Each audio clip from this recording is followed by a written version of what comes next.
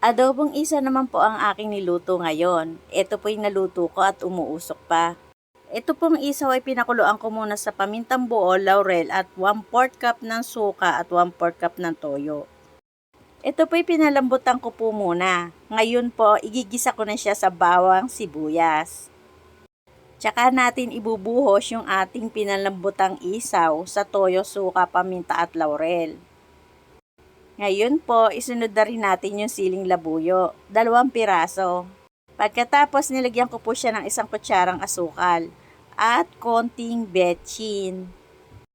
Ito po'y patutuyuin ko lang ng konti. Mas masarap kasi dyan yung medyo tuyo at nagmamantika lang ng konti. Eto pong adobong isaw ko ay isa sa menu na mabilis sa aking tindahan. 1 kilo lang po itong niluto ko. Eto po at luto na siya. Ang masarap kong adobong isaw na maanghang na may konting tamis.